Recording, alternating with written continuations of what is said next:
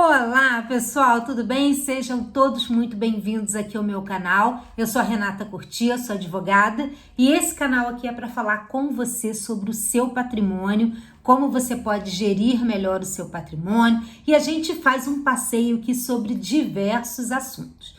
Então, se você tem alguma dúvida, sugestão, é a hora de mandar para mim que eu desenvolvo aqui esse assunto rapidamente e a gente troca aqui informações constantemente, ok? Então, para começar, já vai de uma vez ali, dá o seu like, se inscreve aqui no canal se esse assunto realmente te interessa, ok?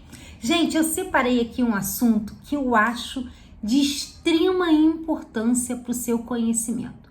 Vamos falar de processo sucessório dentro da empresa. Eu sei que parece um pouco complicado, né? Mas não é. E talvez esse vídeo vai te ajudar a pelo menos a dar um alerta sobre a sucessão dentro da empresa. Gente, olha só. Estudos revelam que a maioria das empresas aqui no Brasil são empresas familiares. Ou seja, de irmãos, primos, marido e mulher.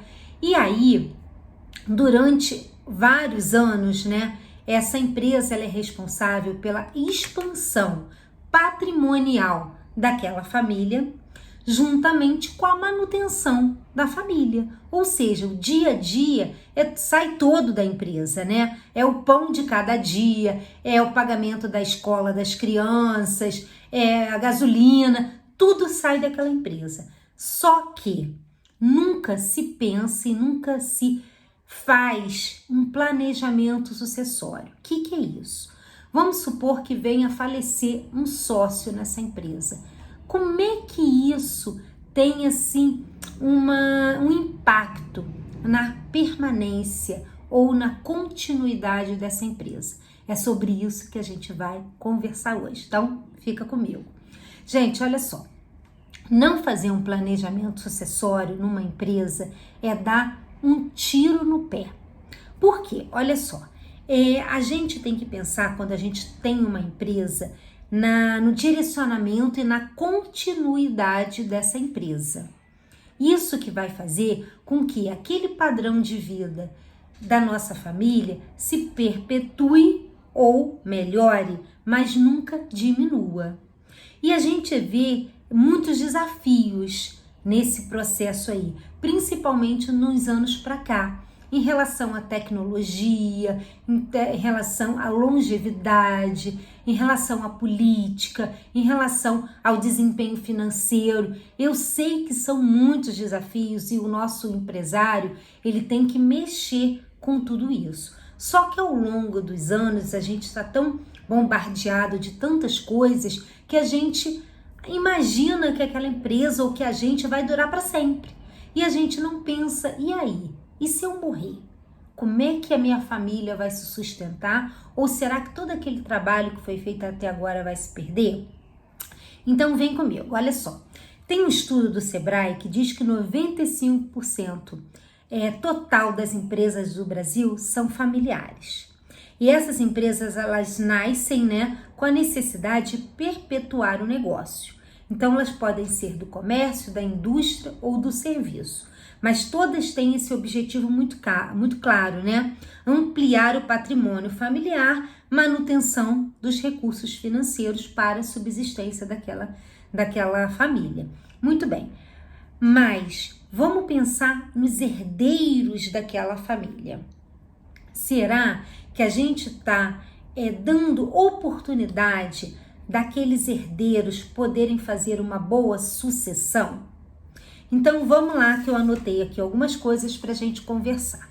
Olha só, você percebe que o envolvimento direto do proprietário nas operações do dia a dia, ele se envolve nas operações do dia a dia e ele se esquece de ver a gestão daquela empresa. É como se o produto fosse mais importante do que a gestão. Cumprir um contrato, mandar a coisa rodar é uma coisa. Isso faz parte da produção. Mas e a gestão? Como é que faz? Às vezes a gente não consegue preparar os nossos herdeiros com essa percepção. E é nisso que eu quero chegar. Porque olha só, a nossa legislação tributária, ela é muito árdua. E quando você não está preparado para fazer uma sucessão, aquela empresa inevitavelmente vai cair num inventário. E o inventário, ele requer o imposto de herança, honorários de advogado, certidões, cartórios, envolve tanta coisa que isso com certeza vai comprometer a existência daquela empresa. Então, o ideal é que aquela empresa não chegue nem perto de um inventário. Então, como é que caracteriza isso? Veja bem, e a gente tem vários tipos de empresa aqui no Brasil, mas eu vou me ater aqui à limitada, que é a mais comum, né, do nosso dia a dia. Então, quando um sócio vem a falecer dentro de uma limitada, vamos supor 3 irmãos. Um falece prematuramente, deixando esposa e 2 filhos. Então, a gente começa a chamar o contrato social. Então, o advogado, ele vai lá, vai ler o contrato social. E nesse momento, vamos supor que é um contrato antigo, né?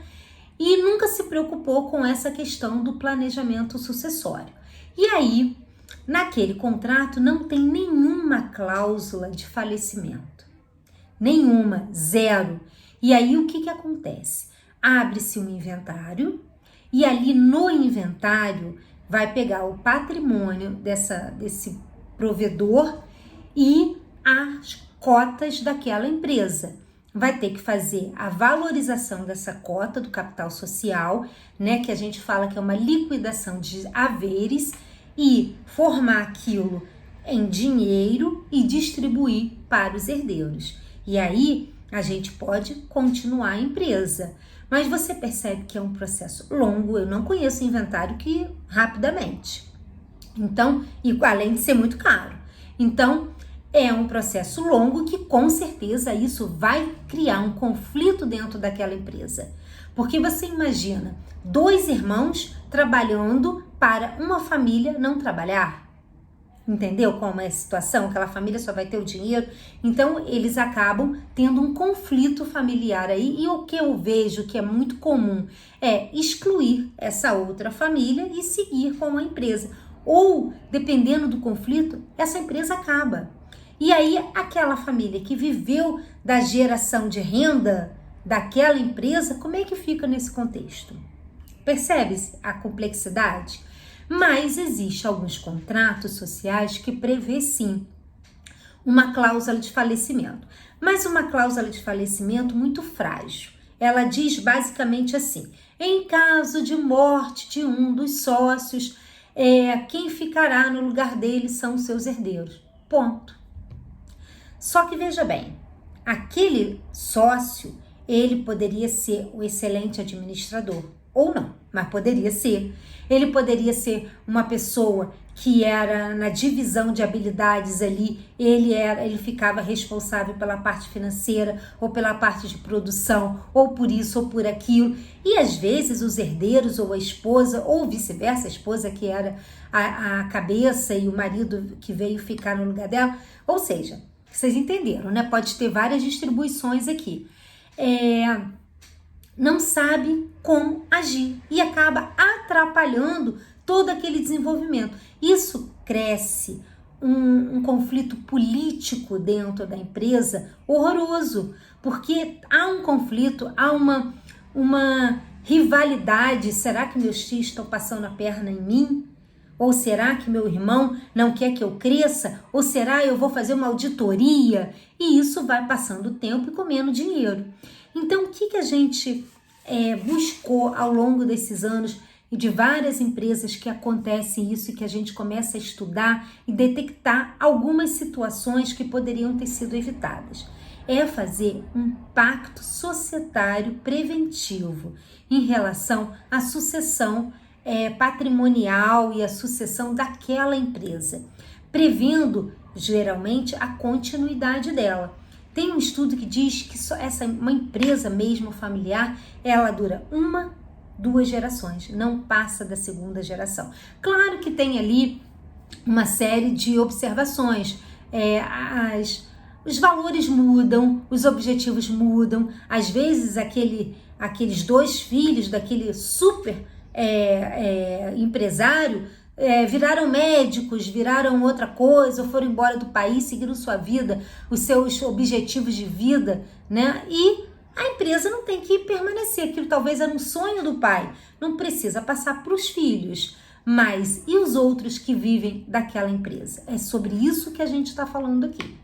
Então, o que a gente recomenda? Que, em caso, para evitar esse tipo de conflito, que é feito um acordo de sócios.